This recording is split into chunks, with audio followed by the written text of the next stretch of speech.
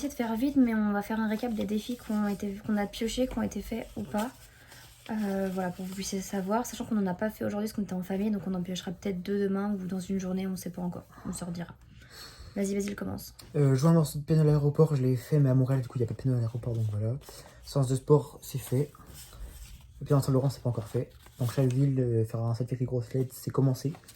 Fauteuil avec un inconnu, c'est fait. Et toutes ces fringues à l'envers, c'est pas encore fait. Du coup, j'en ai fait 4. 3. Ouais. 4, parce que du coup, je chantais pendant la tour. Voilà.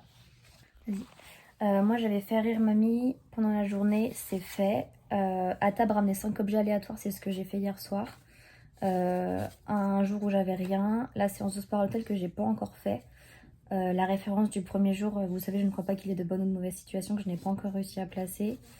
Dans l'avion, lancer l'applaudissement à l'atterrissage que j'ai pas encore fait du coup.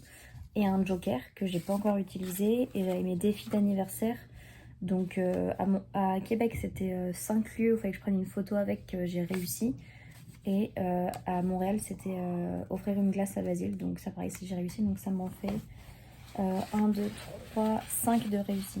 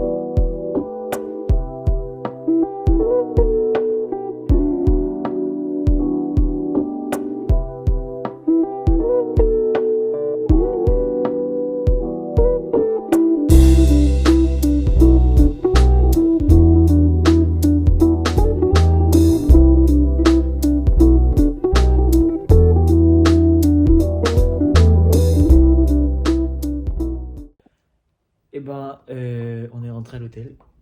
Et...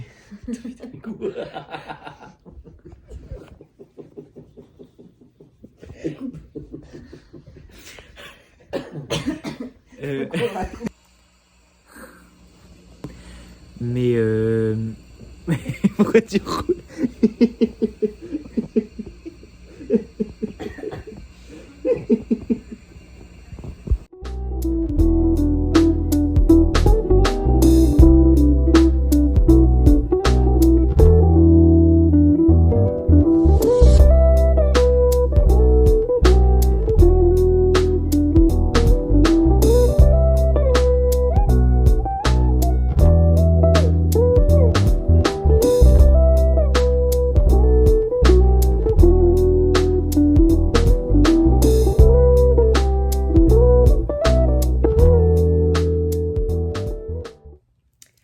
Ok, du coup on va reprendre les questions que vous nous avez posées. On n'en a pas eu beaucoup, mais on va quand même y répondre parce que vous les avez posées. Donc voilà, c'était ce qu'on s'était dit.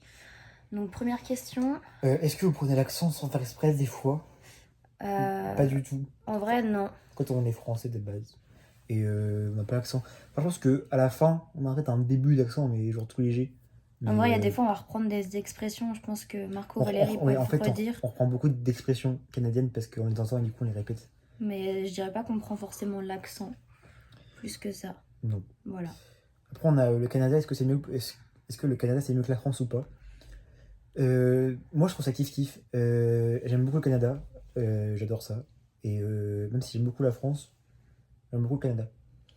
En vrai, moi, je sais pareil, je dirais que c'est assez kiff-kiff parce que y a plein de trucs qu'on a, nous, en France, qui sont pas forcément là au Canada. Je pense, là, par exemple, dès qu'on va acheter quelque chose, par exemple, si c'est 9,99 $ qui sont affichés, ça sera toujours plus parce qu'il y a les taxes qui sont prises en compte. Et quand on est au restaurant, il y a les... Enfin, restaurant ou là, l'autre jour au glacier, par exemple, il y a les tips aussi qui sont le salaire des serveurs. Donc, il faut qu'on rajoute ça. Donc, en fait, le prix, il va être totalement différent que ce qui est affiché. Donc, il faut penser à prendre ça en compte.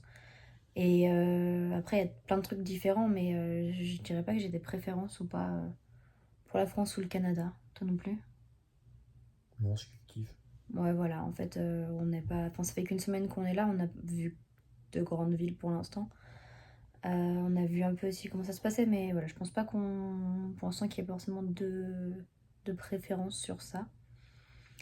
Et dernière question, c'était à quand la poutine? Basile, j'en ai Alors j'en ai déjà mangé, mais c'était dans un resto spécialité africaine. Donc, C'était pas forcément. C'était une poutine en plus avec de la sauce tomate. Enfin, en mode ouais, c'était italienne. une poutine style italienne. Et en fait, c'était des frites avec de la sauce, quoi, et du cheddar.